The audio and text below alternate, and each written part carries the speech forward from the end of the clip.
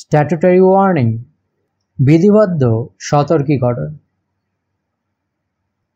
Smoking is injurious to health. ধূমপান স্বাস্থ্যের জন্য ক্ষতিকর। Alcohol consumption is injurious to health. মদ্যপান স্বাস্থ্যের জন্য ক্ষতিকর। Say no to drugs. মাদককে না বলুন। স্বীকার করছে, আমার সঙ্গীর মতবাদের বাস্তবতার এই নতুন প্রমাণ আমাকে বিস্মিত করেছিল। তার বিশ্লেষণী শক্তির প্রতি আমার শ্রদ্ধা বহুগুণে বেড়ে গেল। তাকিয়ে দেখি সে চিঠিটা পড়ে ফেলেছে। তার চোখে এমন একটা শূন্য অনুজ্জ্বল দৃষ্টি যে দেখলেই মনে হয় সে তার মনের মধ্যে ডুবে গেছে। জিজ্ঞাসা করলাম, আচ্ছা, ওটা তুমি জানলে কেমন করে? কোনটা? কেন, ওই লোকটা যে নৌবিভাগের অবসরপ্রাপ্ত সার্জেন্ট, সেটা? আমি কি করে জানলাম সেটা বুঝবার চাইতে ওটা জানা অনেক সহজ। রাস্তার পাশে থাকাতেই লোকটির হাতের উল্টো পিঠে একটা বড় নীল নোঙরের উল্কি আমার চোখে পড়েছিল। তাই সমুদ্রের গন্ধ পেলাম তার আচরণে, এবং দুদিকে পাকানো গফে ছিল সামরিক গন্ধ। কাজেই পা গেল নৌবিভাগ। লোকটির মধ্যে কিছুটা ভাড়াক্কিয়ানো এবং প্রভুত্বের ভঙ্গিও আমার চোখ এড়ায়নি। যেভাবে সে মাথাটা উঁচু করেছিল এবং হাতের বেগটা ঘোরাচ্ছিল, সেটা নিশ্চয়ই লক্ষ্য করেছ। তার মুখে চোখে একটা স্থির, সম্ভ্রান্ত, মধ্যবয়স্ক মানুষের ছাপ। এইসব দেখেই মনে হলো সে সার্জেন্ট ছিল। চমৎকার, অতি সাধারণ। এইমাত্র বলছিলাম যে আজকাল আর অপরাধী নেই। মনে হচ্ছে আমি ভুল বলেছি। এটা দেখো। সে কি, এই যে সাংঘাতিক একটা অসাধারণ কিছু বলে মনে হচ্ছে। তুমি কি চিঠিটা আমাকে পড়ে শোনাবে? প্রিয় মিস্টার শার্লক হোমস, 3 লরিস্টন গার্ডেন্সে গত রাতে একটি খারাপ ঘটনা ঘটেছে। লরিস্টন গার্ডেন্স বেরিয়েছে ব্রিক্সটন রোড থেকে। প্রায় 2টো নাগাদ আমাদের বিটের পুলিশ সেখানে একটা আলো দেখতে পায়। যেহেতু বাড়িটা তখন খালি ছিল, তার মনে সন্দেহ দেখা দেয়। গিয়ে দেখে দরজা খোলা আর আসবাবপত্রহীন সামনের ঘরে জনৈক ভদ্রলোকের মৃতদেহ পড়ে আছে। লোকটি সুসজ্জিত। তার পকেটে একটা কার্ড পাওয়া গেছে, তাতে লেখা Enoch J Drebber, Cleveland, Ohio, USA। কোনো রকম ডাকাতি হয়নি এবং ভদ্রলোক কেমন করে মারা গেলেন তাও কোনো প্রমাণ পাওয়া যায়নি। ঘরের মধ্যে রক্তের দাগ আছে, কিন্তু লোকটির দেহে আঘাতের কোনো চিহ্নই নেই। তিনি কি করে এই খালি বাড়িতে এলেন কিছুই বুঝতে পারছি না। বস্তুত সমস্ত ব্যাপারটাই যেন ধাঁধার মতো। 12টার আগে যে কোনো সময় আপনি যদি ওই বাড়িতে আসতে পারেন, আমাকে ওখানে পাবেন। আপনার নির্দেশ না পাওয়া পর্যন্ত সব কিছুই যেমনটি ছিল তেমনটি রেখে দিয়েছি। যদি আসতে না পারেন, আরও বিস্তারিত বিবরণ আপনাকে জানাবো। দয়া করে যদি আপনার মতামত পাঠান, তাহলে সেটাকে আপনার অসীম অনুগ্রহ বলে বিবেচনা করব। ববদীয় টেরিয়াস গ্রেগসন। স্কটল্যান্ড ইয়ার্ডের অফিসারদের মধ্যে সবচাইতে চালাক চতুর, এবং সে এবং লেস্টেডি হচ্ছে মন্দের ভালো। দুজনেই দ্রুতবুদ্ধি ও উদ্যমশীল, কিন্তু গতানুগতিক, ভয়ানক গতানুগতিক। তাদের মধ্যে রেষারেষিও আছে।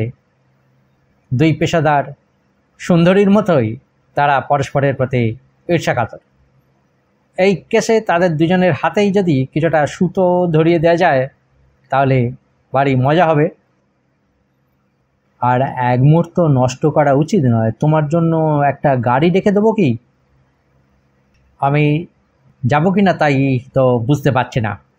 আলসেমি যখন আমার উপর ভর করে, তখন আমি একেবারে আলসের গুরু ঠাকুর। অবশ্য অন্য সময় আমি খুব চটপটেও হতে পারি। সে কি, তুমি তো এই রকম একটা সুযোগের অপেক্ষাতেই ছিলে। দেখো ভাই, এতে আমার কী লাভ হবে? ধরা যাক আমি রহস্যটা উদ্ঘাটন করলাম, ঠিক জানবে তখন ওই গ্রেগসন লিস্টেড কোম্পানি সব বাহাদুরিটা অগ্রস্ত করবে, বেসরকারি লোকেদের এই তো বরাত। কিন্তু তিনি তো তোমার সাহায্য চেয়েছেন, তা চেয়েছে, সেই জন্য বুদ্ধিতে আমি তার থেকে বড়, আর আমার কাছে সে কথা সে স্বীকারও করে। কিন্তু কোনো তৃতীয় ব্যক্তির কাছে সে কথা স্বীকার করার আগে সে বরং তার জিপটাই কেটে ফেলে দেবে।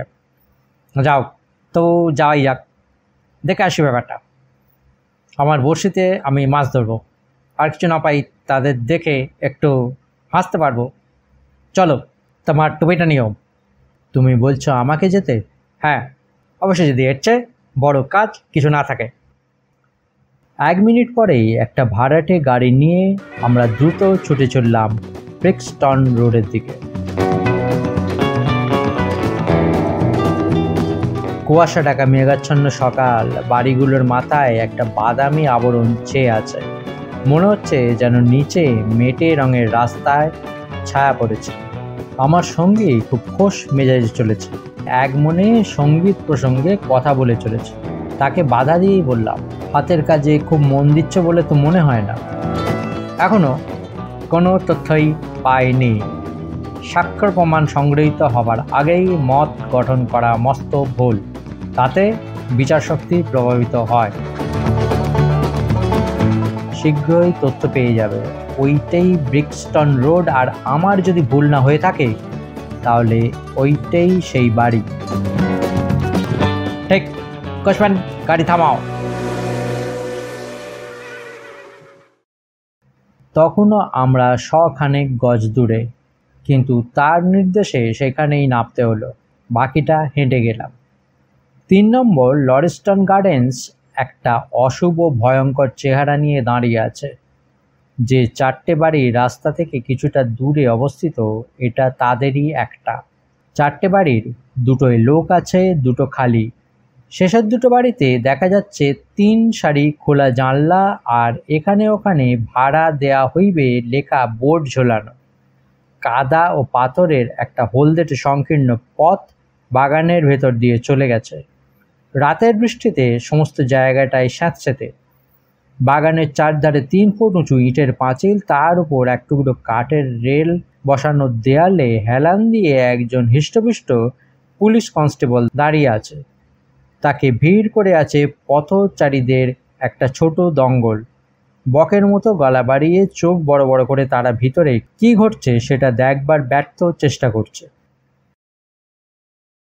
শার্লক হোমস সম্পূর্ণ অন্যমনস্কভাবে ফুটপাতে পায়চারি করতে লাগলো, কখনো মাটির দিকে, কখনো আকাশের দিকে, উল্টো দিকের বাড়িগুলোর দিকে, আবার কখনো বা রেলিংয়ের দিকে হাঁ করে তাকিয়ে রইল। সব কিছু দেখে ধীরে ধীরে পথটা ধরে, বরং বলা উচিত পথে দুধারের ঘাসের উপর দিয়ে হাঁটতে লাগলো। চোখ দুটো সারাক্ষণই মাটির দিকে নিবদ্ধ। দুবার থামলো। একবার তার মুখে হাসি দেখলাম, একটা খুশির উল্লাসও যেন কানে এলো। ভিজে আঠালো মাটিতে অনেক পায়ের ছাপ পড়েছে, কিন্তু এ পথে তো অনেক পুলিশ যাতায়াত করছে, সুতরাং এর থেকে আমার সঙ্গী যে কি জানবার আশা করছে আমি বুঝতে পারলাম না। বাড়ির দরজায় একটা লম্বা সাদা মুখ সনের মতো চুলওয়ালা লোকের সঙ্গে আমাদের দেখা হলো। তার হাতে একটা নোটবুক। ছুটে এসে সে মহা উৎসাহে আমার সঙ্গীর করমর্দন করে বলল, আপনি এসে পড়ায় অনুগৃহীত হলাম। দেখুন, কোনো কিছু আমি স্পর্শ করতে দিইনি। ওইটে ছাড়া একপাল মোষ ওখান দিয়ে হেঁটে গেলেও এর চাইতে জগা খিচুড়ি হতো না। গ্রেগসন, এটা হতে দেবার আগেই তোমার নিজস্ব সিদ্ধান্তে নিশ্চয়ই উপনীত হয়েছিলে। বাড়ির ভেতরে আমার অনেক কাজ ছিল। আমার সহকর্মী লেস্টেড এখানে ছিল, এটা দেখবার ভার তার উপরে ছিল। তুমি এবং লেস্টেড যখন আসরে নেমেছ তখন আর তৃতীয় ব্যক্তির করবার কিছু থাকতে পারে না। যা কিছু করেনিও সবই তো করেছি বলে মনে হয়, যদিও কেসটা অদ্ভুত, আর এই ধরনের কেস আপনি যে ভালোবাসেন তাও জানি। তুমি তো ভাড়াটে গাড়িতে এখানে আসনি? না, লেস্টেডও নয়। না স্যার। তাহলে চলো ঘরটা একবার দেখি। কাঠের পাটাতন করা ধুলো ভরা একটা প্যাসেজ রান্নাঘর ও অফিসের দিকে চলে গেছে। বাঁয়ে ও ডাইনে দুটো দরজা, দেখেই বোঝা যায় একটা দরজা বেশ কয়েক সপ্তাহ যাবৎ বন্ধই আছে। অপর দরজাটি খাবার ঘরের রহস্যময় ঘটনাটি ঘটেছে সেই ঘরেই। ক্ষীণকায় ভোঁদরসুলভ আকৃতির লেস্টেড দরজায় দাঁড়িয়েছিল।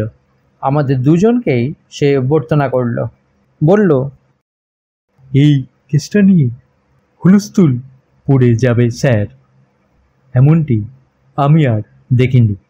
আর আমি কিন্তু ছেলে মানুষ নই। কোনো সূত্র পাওয়া গেল? কিচ্ছু না।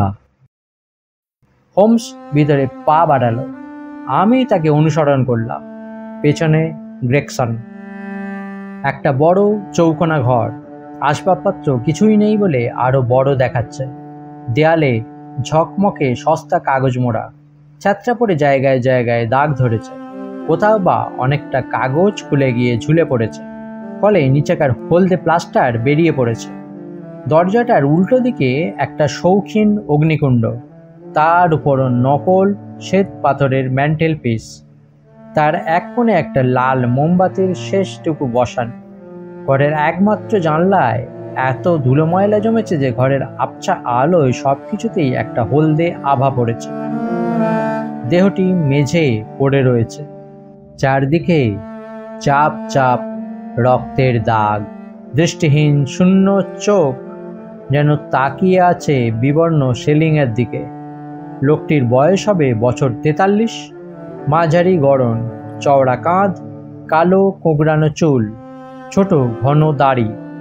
পরনে মোটা কাপড়ের কোট ও ওয়েস্টকোট, হালকা রঙের ট্রাউজার, চকচকে কলার ও কফ।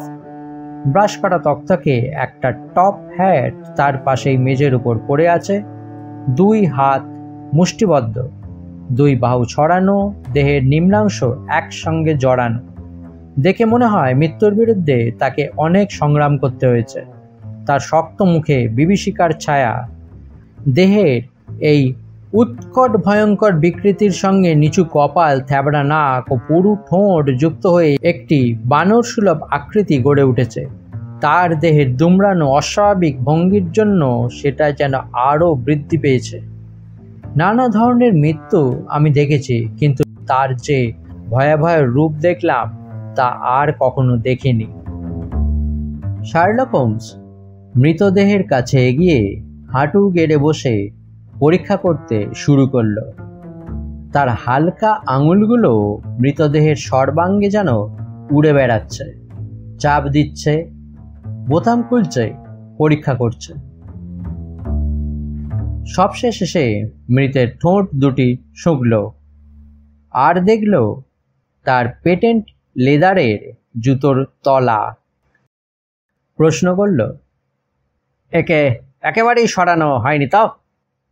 পরীক্ষার জন্য যতটুকু প্রয়োজন হয়েছে তার বেশি নয়। তোমরা ঠিক জানো কোনো ক্ষত নেই? নিশ্চয়ই। তাহলে এ রক্ত নিশ্চয়ই কোনো দ্বিতীয় ব্যক্তির, সম্ভবত হত্যাকারীর। এবার একে মর্গে পাঠাতে পারো। আর কিছু জানবার নেই। একটা স্ট্রেচার ও 4 জন লোক মোতায়েনই ছিল। তারা ঘরে ঢুকে তাকে তুলতেই একটা আংটি মেঝের উপর গড়িয়ে পড়ল। লেস্টেড সেটাকে মুঠো করে তুলে হাঁ করে দেখতে লাগলো। আমরাও সেটা দেখলাম। এটা কোনো স্ত্রীলোকের বিয়ের আংটি? নিশ্চয়ই এখানে কোনো স্ত্রীলোক ছিল। ব্যাপারটা বেশ ঘোরালো হয়ে উঠেছে। ঈশ্বর জানেন, আগেই যথেষ্ট ঘোরালো ছিল। তুমি কি ঠিক জানো এর ফলে ব্যাপারটা সরলতর হলো না? ওটাকে হাঁক করে দেখে কিছু জানা যাবে না। তার পকেটে কি কি পাওয়া গেছে? কথা বলতে বলতে গ্রেগসনের সঙ্গে আমরা ঘরের বাইরে এসে দাঁড়ালাম। ইতিমধ্যে আগন্তুককেও 4 স্ট্রেচারবাহী নিয়ে চলে গেল। সিঁড়ির একটা নিচু ধাপের উপর বোঝাই করা একগাদা জিনিসপত্র দেখিয়ে গ্রেগসন বলল, ওখানেই সব আছে। লন্ডনের বার্ট কোম্পানির একটা সোনার ঘড়ি, বেশ ভারী নিরেট সোনার অ্যালবার্ট চেন, কারুকার্য করা সোনার আংটি, সোনার বিং, কুকুরের মস্তকাকৃতি, চোখ দুটো চুনি বসানো, রাশিয়ান লেদারের কার্ড কেস, তাতে ক্লিপল্যান্ডের এনকচে ট্রেভারের কার্ড পড়া, তারই আদ্যাক্ষর EJD লেখা জামা কাপড়ে। কোনো টাকার থলি নেই, কিন্তু 7 পাউন্ড 13 শিলিং খুচরো ছিল। বোকাশিও ডেকামেও এর একখানা পকেট সংস্করণ, তার প্রথম পাতায় জোসেফ স্ট্যাঙ্গারসনের নাম, দুখানি চিঠি E.J.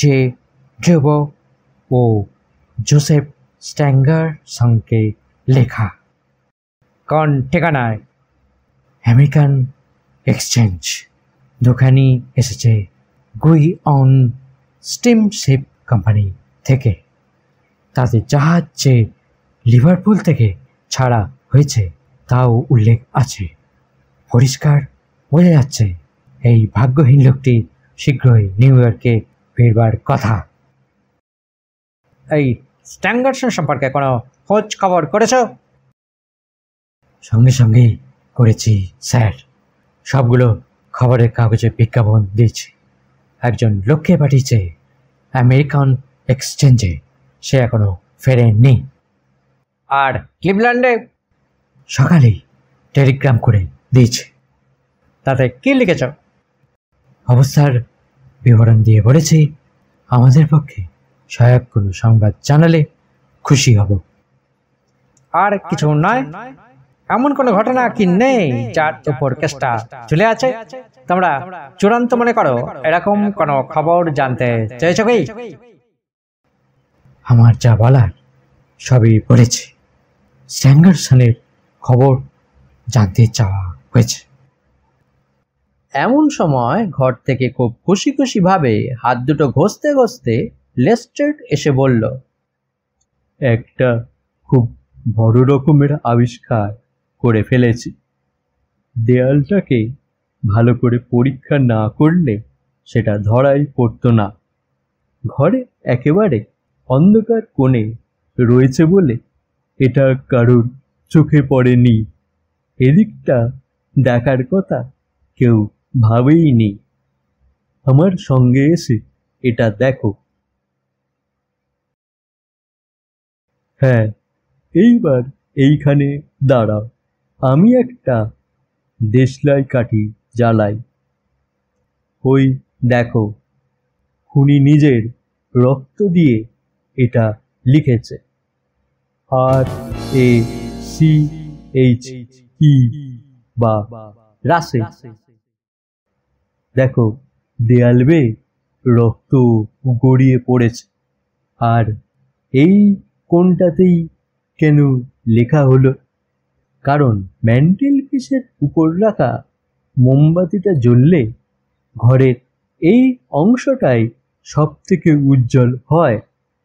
ঘটনার সময় মোমবাতিটা জ্বলছিল। এটার বিষয়ে কি বলবেন মিস্টার গ্রেগসন? বেশ তো, তুমি ওটা দেখেছ, কিন্তু তাতে কি বোঝা গেল? কি বোঝা গেল? বোঝা গেল যে লেখক একটি মেয়ের নাম রাসেল লিখতে চেয়েছিল, কিন্তু লেখাটা শেষ করবার আগেই কোনো বিঘ্ন ঘটে। আমার কথাটা বোঝো। এই কেসের কিনারা যখন হবে তখন দেখতে পাবে রাসেল নামের একটি মেয়ে এর সঙ্গে জড়িত আছে। মিস্টার শার্লক হোমস, আপনি হাসতে পারেন, আপনি খুব তুখোড় ও চতুর হতে পারেন, কিন্তু সব কথার সেরা কথা হলো পুরনো চাল ভাতে বাড়ে।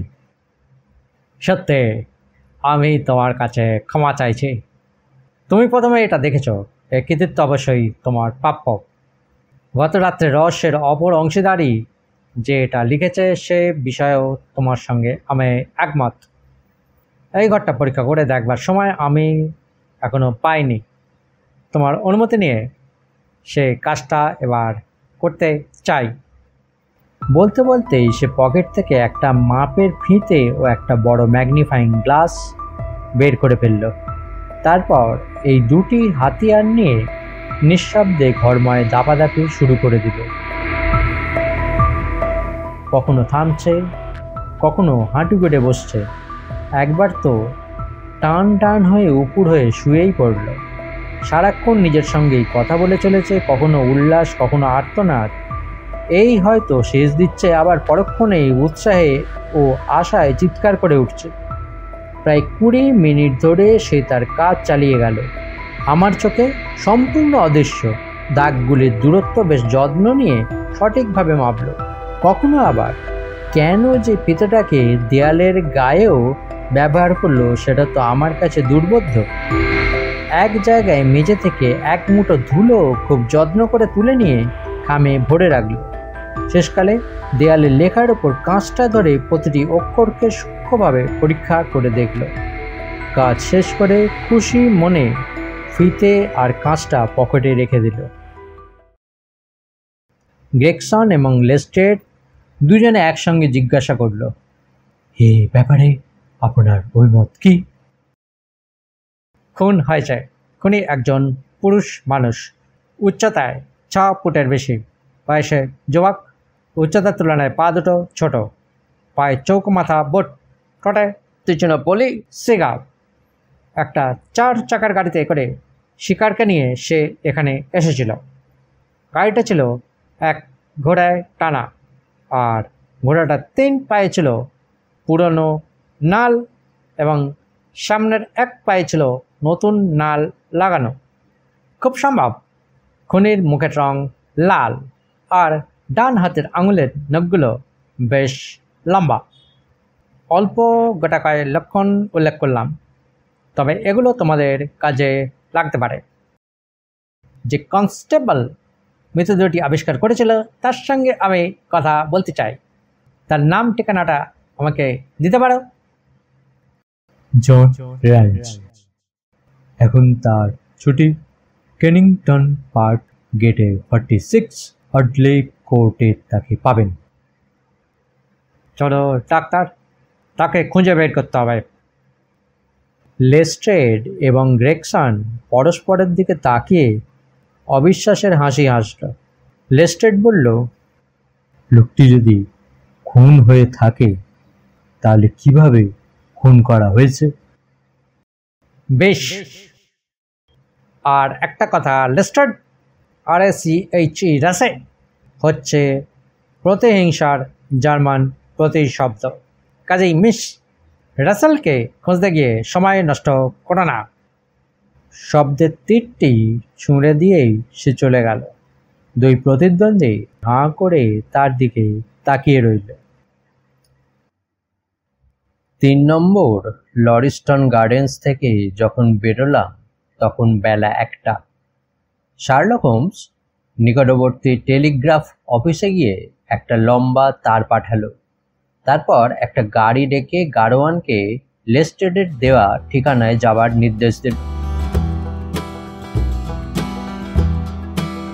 যেতে যেতে সে বলল, চোখে দেখা প্রমাণের মতো আর কিছু হয় না।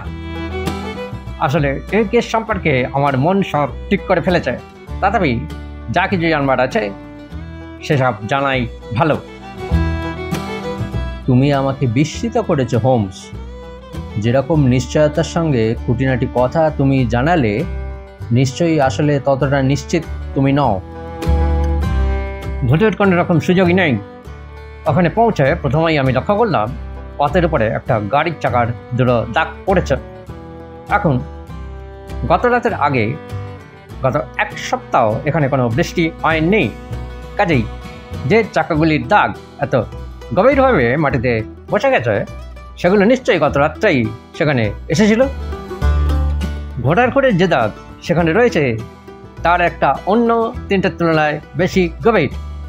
তা থেকেই বোঝা যায় খুঁড়ের একটা নাল নতুন।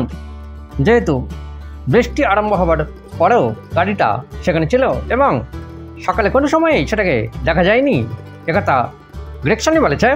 সুতরাং অনুমান করা চলে যে রাত্রে ওটা সেখানেই ছিল এবং ওই গাড়িতে করেই দুই ব্যক্তি ও বাড়িতে এসেছিল। এটা তো বেশ সোজা, কিন্তু অপর লোকটির উচ্চতা? কেন? প্রতি 10 জনের 9 জনের ক্ষেত্রে পদক্ষেপের দৈর্ঘ্য দেখেই তার উচ্চতা বলে দেওয়া যায়। হিসাবটা খুবই সোজা। বাইরের মাটিতে এবং ঘরের ধুলোর মধ্যে এই লোকটির পদক্ষেপের দৈর্ঘ্য আমি দেখেছি। তারপর একটা বিশেষ উপায়ে হিসাবটা আমি পরীক্ষা করে নিয়েছি। কোনো লোক যখন দেয়ালে কিছু লেখে, সাধারণত সে তার চোখের সমান উচ্চতায় লেখে। ওই লেখাটা আছে মেঝে থেকে 6 ফুটের সামান্য উঁচুতে। বাকিটা তো ছেলে খেলা। আর তার বয়স? একটা লোক যদি অনায়াসে প্রতি পদক্ষেপে 4.5 ফুট পার হতে পারে, তাহলে সে নিশ্চয়ই অথর্ব বিদ্যা নয়। আর কিছু কি বুঝবার আছে? আঙুলের নখ আর ত্রিচিহ্নকলি? একটা মানুষের তর্জনীকে রক্তে ডুবিয়ে দেয়ালের উপর শব্দটা লেখা হয়েছে। আমার কাঁচের সাহায্যে দেখেছি। লেখার দরুন দেয়ালে প্লাস্টারে কিছুটা আঁচড় লেগেছে। লোকটির নখ ভালোভাবে কাটা থাকলে ওরকমটা হতে পারত না। মেঝে থেকে কিছুটা ছাই আমি সংগ্রহ করেছি। ছাইটা দেখতে কালো এবং পাতলা পাশযুক্ত। এরকম ছাই একমাত্র ত্রিচিহ্নপলি শিকারে হয়। শিকারের ছাই নিয়ে আমি অনেক পড়াশোনা করেছি। এ বিষয়ে একখানা ছোট বইও লিখেছি। আমি গর্ব করেই বলছি যে কোনো পরিচিত ব্র্যান্ডের শিকার বা তামাকের ছাইয়ের পার্থক্য আমি একবার দেখলেই বলে দিতে পারি। এইসব ছোটখাটো ব্যাপার নিয়েই একজন দক্ষ গোয়েন্দা আর ইনভেস্টিগেশনের মধ্যে এত তফাৎ। আর লাল মুখ? ওহো, ওটা তো খুব মোক্ষম চাল। তবে আমি যে নির্ভুল সে বিষয়ে কোনো সন্দেহ নেই। বর্তমান অবস্থায় ও বিষয়ে তুমি আমাকে কোনো প্রশ্ন করো না।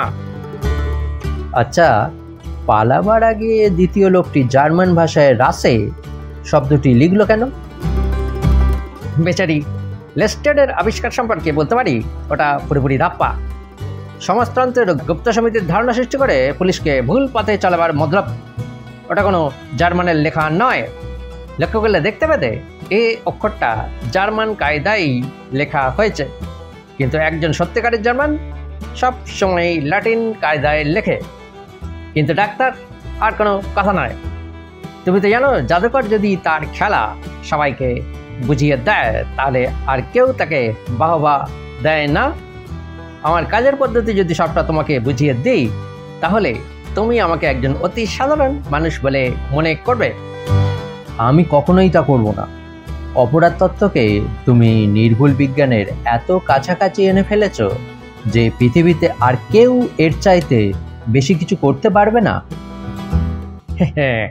তোমাকে আর একটা কথা বলছে। পেটেন্ট লেদার এবং চৌকো ডাগা একই গাড়িতে এসেছিল, একই সঙ্গে বন্ধুর মতো সম্ভবত হাত ধরাধরি করেই পথটা হেঁটেছিল। ঘরে ঢুকে এদিক ওদিক পাইচারি করেছিল বরং বলা যায়। পেটেন্ট লেদার দাঁড়িয়েছিল আর চৌকো ডগা পাইচারি করছিল। ধুলোর উপর এসবের দাগ স্পষ্ট, তাই বুঝতে পেরেছি হাঁটতে হাঁটতে সে ক্রমই উত্তেজিত হয়ে উঠেছিল। পা ফেলবার ফাঁকটা ক্রমাগতই দীর্ঘ হয়েছে দেখেই সেটা বোঝা যায়। সারাক্ষণ কথা বলছিল এবং ক্রোধে জ্বলছিল। তারপরেই দুর্ঘটনাটি ঘটল। আমি যতটা জেনেছি সবই তোমাকে বললাম, বাকিটা এখনো অনুমান মাত্র। অবশ্য এর ভিত্তিতেই কাজ শুরু করা যেতে পারে। এখন তাড়াতাড়ি বেরোতে হবে, কারণ সন্ধ্যায় হ্যালের কনসার্টে নরমান নেরোদার বাজনা শুনতে চাই। একটা জিনিস আমি এর মধ্যেই লক্ষ্য করেছি যে একটি মেয়ে তার রূপের প্রশংসা শুনলে যেমন খুশি হয়, নিজের কার্যকলাপের প্রশংসা শুনলে হোমস তেমনি খুশিতে ঝলমল করে। আমাদের গাড়িটা পরপর অনেকগুলো সরু রাস্তা ও ময়লা গলি পার হয়ে চলেছে। এতক্ষণে সবচাইতে সরু ও সবচাইতে ময়লা একটা পথে পৌঁছে গাড়োয়ান হঠাৎ গাড়িটা থামিয়ে দিল। বলল, ওই যে অর্ডলি কোর্ট আপনারা ফিরে এসে আমাকে এখানেই পাবেন। অডলি কোর্ট মোটেই আকর্ষণীয় জায়গা নয়। চিলতে পথটা পেরিয়ে একটা চৌকো মতো জায়গা আর সারি সারি জঘন্য বাড়ি। রঙ্গটা নানা রকম নিশানার ভিতর দিয়ে পথ করে 46 নম্বরে পৌঁছলাম। দরজায় পিতলের একটা জাহাজ আঁটা, তার উপরে রাঞ্চের নাম খোদাই করা।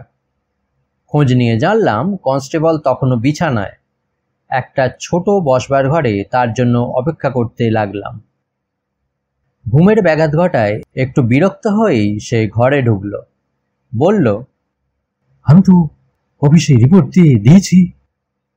পকেট থেকে একটা আধগিনি বের করে নাচাতে নাচাতে হোমস বলল, আমরা ভেবেছিলাম তোমার মুখ থেকেই সব শুনব। আমি যা জানি সব বলবো। যেমনটি ঘটেছিল ঠিক তেমনটি করে সব বলো। গোড়া থেকেই বলছি। রাত 10টা থেকে ভোর 6টা পর্যন্ত আমার ডিউটি। 1টার সময় বৃষ্টি আরম্ভ হল। এই সময় আমি আর হল্যান্ড গ্রোভ বিটের হ্যারি মার্চার হেনরিয়েটা স্ট্রিটের মোড়ে দাঁড়িয়ে গল্প করছিলাম।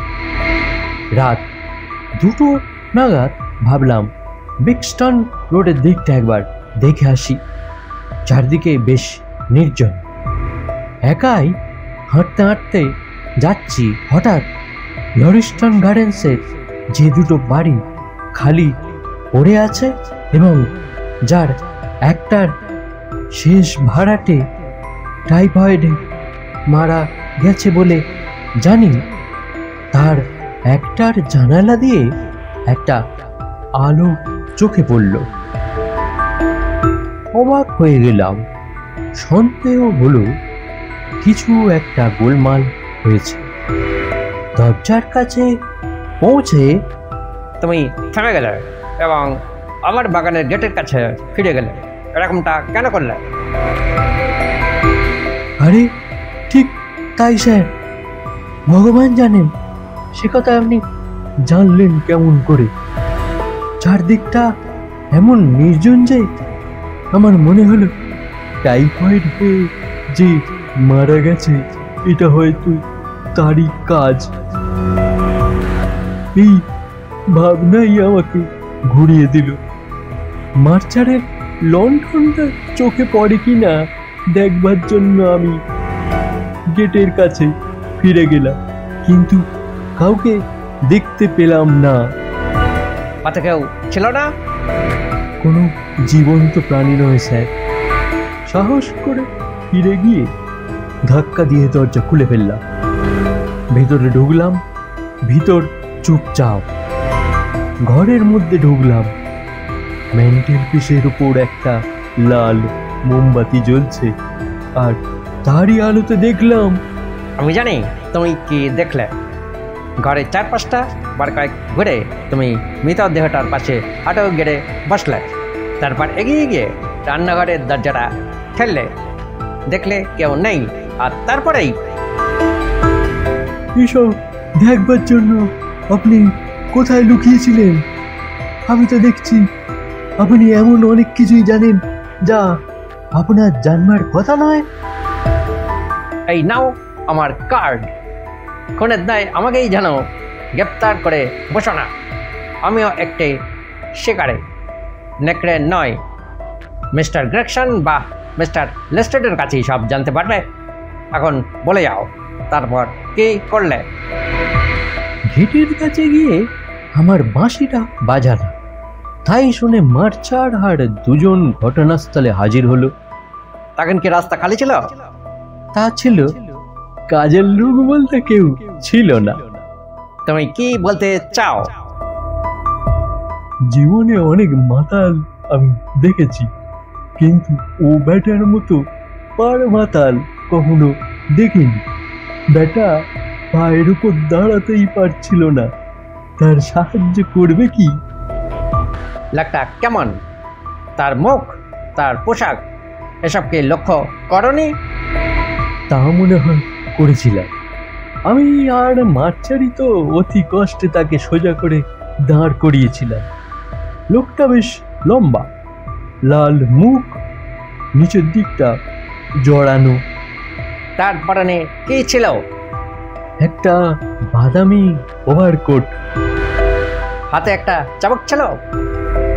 চাবুক না। নিশ্চয়ই রেখে এসেছিল। তারপর কোনো গাড়ি দেখোনি বা গাড়ির শব্দ শোনোনি? না। এই নাও তোমার আধ গিনে। আমার ভয় হচ্ছে রাঞ্চ, পুলিশ লাইনে তুমি কোনোদিন উন্নতি করতে পারবে না। দেখো, তোমার মাথাটা শুধু সবাই নয়, ওটাকে কাজে লাগাতেও হয়। কাল রাতেই তুমি সার্জেন্টের পদ অর্জন করতে পারতে। কাল যে লোকটিকে তুমি হাত ধরে তুলেছিলে সেই এই রহস্যের গুরু, আর তাকেই আমরা খুঁজছে। এখন এই নিয়ে তর্ক করে কোনো লাভ নেই। আমি বলছি এটাই ঠিক। চলো এই ডাক্তার। কোচম্যান, এবার 221B বেকার স্ট্রিট, ফাস্ট। বাসার দিকে যেতে যেতে হোমস তিক্ত কণ্ঠে বলে উঠল, একেবারে বেহদ্দ বোকা। ভেবে দেখো, এমন একটা অতুলনীয় সৌভাগ্য ওর হাতের কাছে এসেছিল, অথচ ও সেটাকে কাজে লাগাতে পারল না। আমি কিন্তু এখনো সেই অন্ধকারেই আছি। ওই বাড়ি থেকে চলে গিয়েও আততায়ী আবার ফিরে আসবে কেন? অপরাধীরা তো এরকমটা করে না। ওই আংটি বাবা, ওই আংটি, ওই আংটির জন্যই সে ফিরে এসেছিল। তাকে ধরবার আর কোনো পথ যদি না পাই, ওই আংটিটাকেই টোপ হিসেবে ব্যবহার করতে হবে। ডাক্তার, আমি তাকে পাবই, বলতে পারো পেয়ে গেছেই। আর এসবের জন্য তোমাকে ধন্যবাদ। তুমি না থাকলে আমি হয়তো সেখানে যেতামই না, আর এমন একটা অভূতপূর্ব সূক্ষ্ম সমীক্ষা আমার হাতছাড়া হয়ে যেত। রক্ত সমীক্ষা, কি বলো? একটু কথার মার পেঁচি বা করবো না কেন? জীবনের বর্ণহীন বস্ত্রের ভেতর দিয়ে বোনা হয়েছে হত্যার এক গেছে রক্তবর্ণ সুতো। আমাদের কাজ তাকে আবিষ্কার করা, পৃথক করা, তার প্রতিটি ইঞ্চিকে প্রকাশিত করা। কিন্তু এবার লাঞ্চে যেতে হবে, আর সেখান থেকে নরম্যান নেরুদার উদ্দেশ্যে। তার প্রতিটি কাজ অনবদ্য। কিরকম আশ্চর্যজনকভাবে সে চপিনের সুর বাজায়।